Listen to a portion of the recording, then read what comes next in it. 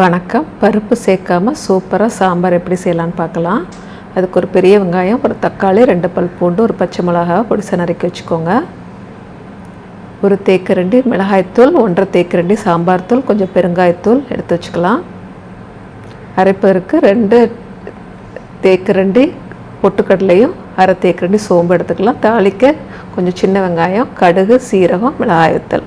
குக்கரில் பெரிய வெங்காயம், தக்காளி, பூண்டு, பச்சை மிளகாய், மிளகாய்த்தூள், சாம்பார் தூள், பெருங்காயத்தூள் சேர்த்து தண்ணி 2 கப்பு சேர்த்து ஒரு விசில் விட்டு வேக வச்சு எடுத்துக்கலாம். இது வேறு நேரத்தில் நம்ம மிக்சியில் பொட்டுக்கடலையும் சோம்பும் போட்டு நல்லா பொடியை நிறைய அரைச்சிக்கோங்க. இது கூட தண்ணி சேர்த்து அரைச்சி எடுத்து வச்சுக்கோங்க.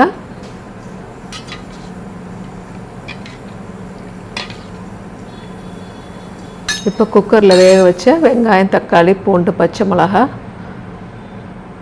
தண்ணி இருத்துட்டு அதை நல்லா மத்து வச்சு மசிச்சிருங்க. இப்போ நல்லா மசிஞ்சிருச்சு. இது கூட நம்ம வேக வச்ச தண்ணி, பொட்டுக்கல்ல சோம்பு அரைச்ச தண்ணி எல்லாம் சேர்த்து இன்னும் 1 கப்பு தண்ணியும் சேர்த்து தேவையான அளவு உப்பும் சேர்த்து அடுப்பில் வச்சு கொதிக்க விட்டுடலாம். இது கொதிக்க ஆரம்பிக்க முன்னாடி ஒரு தாளிப்பு செஞ்சிடலாம். ஒரு மேஜைக்கரண்டு தாராளமாக எண்ணெய் சேர்த்துக்கோங்க.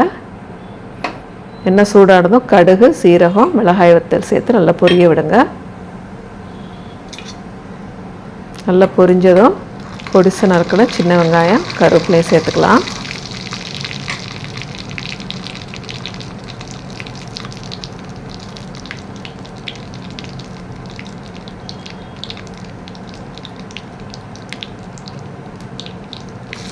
வெங்காயம் நல்ல எண்ணெயில் பொரிகிற அளவுக்கு நம்ம வறுத்துடணும். இப்போ சாம்பார் நல்லா கொதித்து வந்துருச்சு. இப்போ நம்ம தாளிப்பு அதில் சேர்த்துடலாம்.